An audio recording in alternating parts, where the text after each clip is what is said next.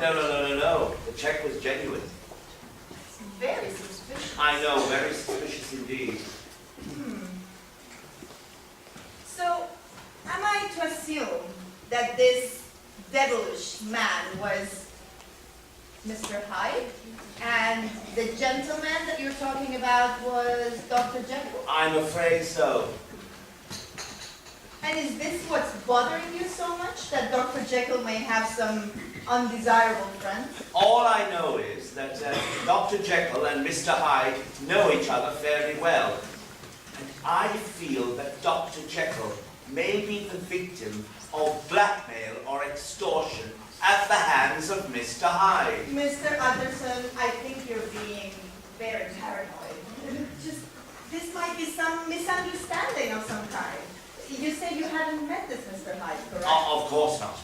Well, then that would be my first step, to make sure that you make an acquaintance with this gentleman. Oh, that is very sage advice, my dear old friend.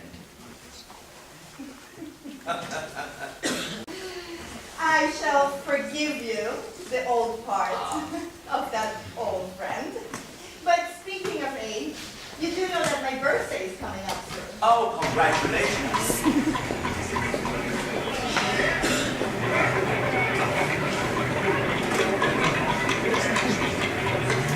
Are you Mr. Hyde? So it goes. What do you want from me? Oh, why, I see you're going into the house of Dr. Jekyll. I am a friend of Dr. Jekyll's. My name is Utterson. Well, Dr. Jekyll's not at home. Now, how did you recognize me? I don't believe we've been introduced. Would you do me a favor? Would you show me your face?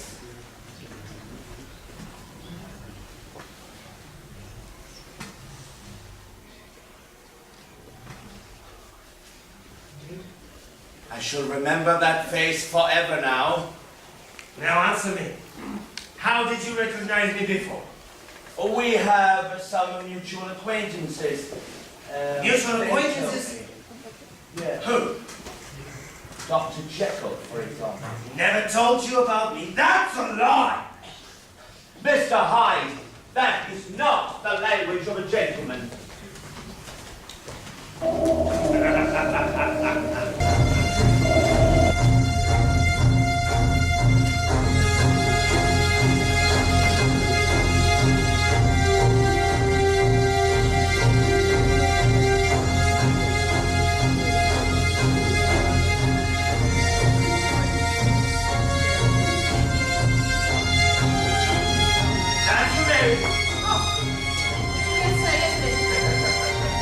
What did you see that you find so repugnant? Nothing, sir. Nothing at all. Don't lie to me. You looked at my face and you almost fainted in fright. No, that's not it, sir. It's just that I wasn't expecting to see anybody here, that's all. I'm not a handsome man, am I? How dare you! I'll report this to the doctor! Oh, yeah? And what will you tell him? If he knew what you're really like, then he wouldn't be your friend. Dapple, my friend? I don't have any friends. I don't need any friends. Please, sir, I have to go. Hasn't your master told you to obey my every command? Yes, he has, sir. Yeah? Then get down on your knees, Mary. Please, sir, no, please. Please.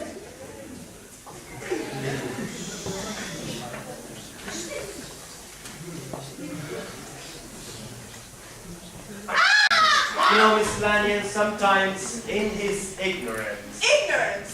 How dare you? Forgive me. I didn't mean to offend you. After all, your husband was... a good man. And a great scientist. Oh, there's no doubt of that. He was very disappointed in you, Dr. Jekyll. I too suffered a great disappointment. Oh, let's not dwell on the past. Today has been a very special day. Let's toast to the day.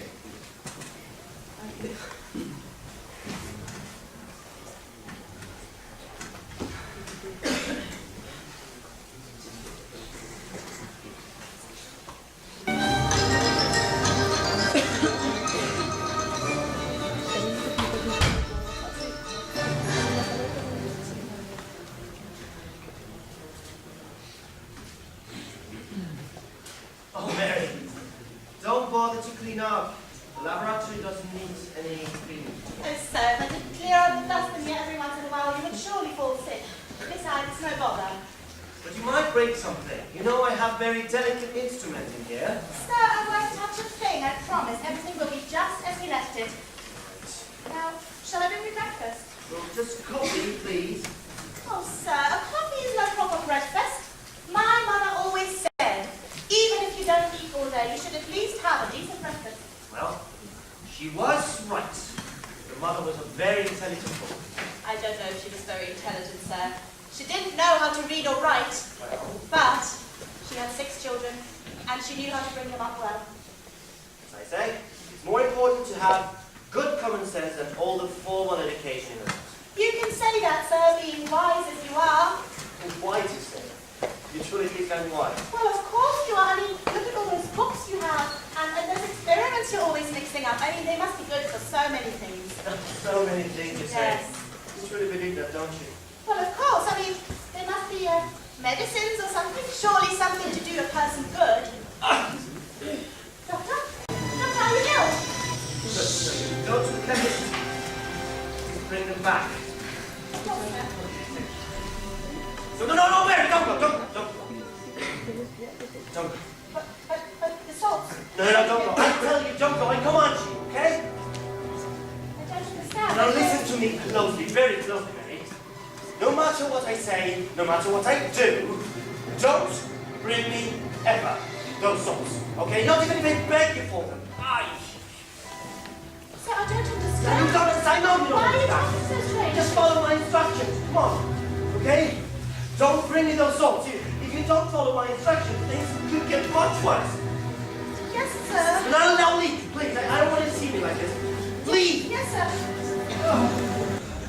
I was obsessed with placing myself above all others, and about the need to distinguish between good and bad. Yes. Above all men and all things. And that is me.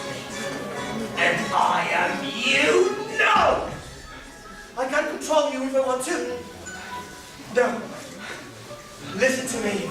It's all over. Leave me alone. I will never take this potion again. I don't have more salts. Yes, I can't take it again. You're going to be trapped in that prison forever. I'm going to keep the door shut forever. No! But then the street light shone on him, and I saw that it was Mr. Hyde. He was met by another well-dressed gentleman, and they began to talk. Could you hear what they were saying? No, but then the other gentleman, he said something that angered Mr. Hyde, and Mr. Hyde began to stomp the ground like Like a man. Yes, like a man possessed. And then the other gentleman, he took a few steps back, and Mr. Hyde, he took his cane, and he began to beat him at such a furious rate. I couldn't watch. I just fainted. Doctor, Mr. Hutchison, Mrs. Lanyon, I'm sorry. I'm so glad I found you. What's wrong, Mary? Is Dr. Jekyll ill? Well, something terrible is happening, sir. Mary, calm yourself here. Sit down. Get a glass of water. Oh, the doctor has. He's locked himself in the laboratory, you see, and he won't come out. What are you afraid of, Mary? Oh, I've told you he's been locking himself in there and carrying on like a man possessed. You say he's locked in his laboratory. How long has he been there? A week. But the thing is, I don't think that whoever is in there is the doctor. I think the doctor was murdered and his assassin has locked himself in there. But why if someone would kill Dr. Jekyll? Why would he lock himself in the laboratory? It's absurd. And you say you still hear him shouting. Yes, I do, but that's the thing. The voice. It's not the doctor's voice. It sounds like Mr. Hyde. Are you certain? Yes. I've been the doctor's maid for quite some time, and I can recognize his voice. And Mr. Hyde, or whoever is in there, he's also putting notes under the door and asking for those same mineral salts that the doctor used to order, well, at all hours of the day and night.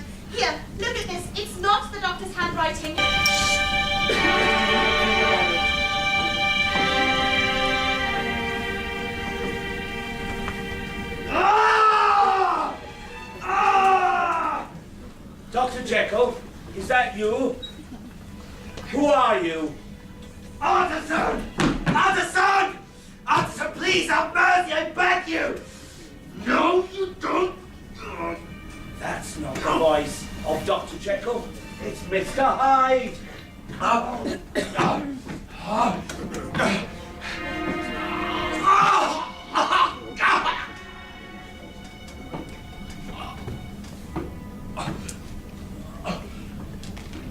It's just going to be the last chapter of my book. Your book? Well, not really. My literary style is quite horrid. But you do remember my niece, the one I talked to you about. She has met a young man, a writer actually. And I'm planning to tell him the story so that he can put it in a book. And what do you think would be a good title for this book? I think The Strange Case of Dr. Jekyll and Mr. Hyde would suit nicely. By the way, what's the author, the young man's name? Mark, Robert. I don't know. I can't remember, but I do remember his last name is Stevenson. You know, I doubt if anybody will be interested in this story. I don't think Mr. Stevenson is going to be able to publish his book. Who knows, Mr. Utterson? Who knows?